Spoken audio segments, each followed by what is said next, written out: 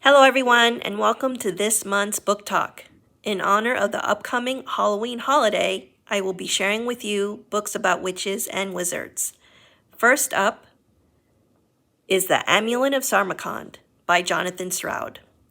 12-year-old Nathaniel is apprenticed to a mediocre wizard named Arthur Underwood.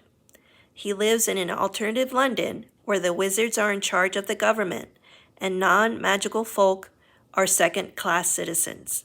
He has just summoned his first genie, Bartimaeus, with revenge on his mind. The year before, up-and-coming bureaucrat Simon Lovelace humiliated him in front of his favorite tutor, and Nathaniel vowed his revenge. Since then, he has devoured the books in his master's library and built his plan to steal one of Lovelace's prized possessions, the Amulet of Sarmakond, with the aid of a very powerful genie. Nathaniel's prank soon turns into catastrophe when Lovelace finds out that Nathaniel is behind the thievery. Lovelace confronts Underwood with disastrous effects. Unbeknownst to Nathaniel, Lovelace needs the amulet as part of his nefarious plan to take over the British government. Nathaniel is left alone to expose Lovelace and save his country. Is he successful? You'll have to read The Amulet of Sarmakond to find out. Don't forget to read the other two books in the series, The Golem's Eye and Ptolemy's Gate.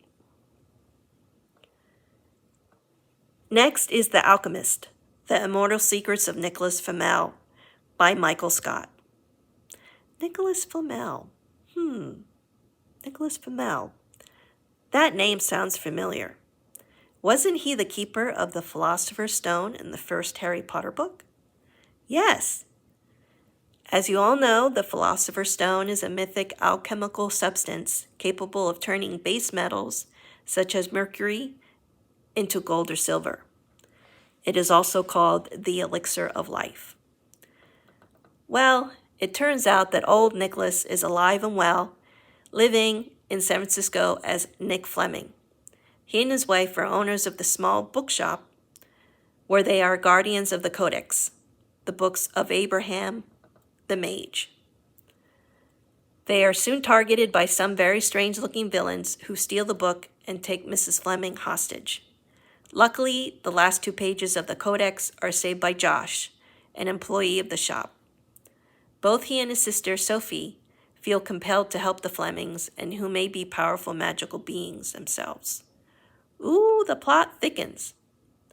This book is just the beginning of a great fantasy series.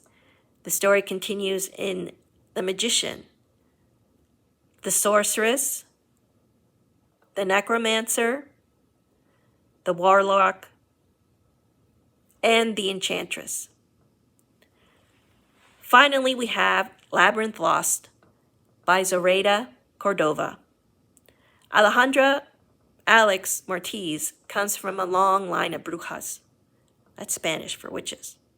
She lives in Brooklyn with her mother and sisters, Lula and Rose. Alex is just not any ordinary bruja, though. She is, in fact, an enchantrix, the most powerful type of bruja, and someone who may have the ability to control all types of magic. Unfortunately, Alex hates magic and has no interest in partaking in her Death Day celebration, a sort of initiation ceremony for young people like her. She is convinced by Nova, a brujo, to perform a spell to make her quote-unquote normal. Unfortunately, her spell backfires and her family disappears. Will Alex be able to regain her magic and bring back her family from goodness knows where? You'll have to read Labyrinth Lost to find out. You can also check out its sequels, Bruja Born and Wayward Witch. All of the books I've mentioned are available to borrow from a young adult area which is located on the 2nd floor of the Allentown Public Library. Thanks for watching, and join me next time for another YA Book Talk. Happy Halloween! Bye-bye!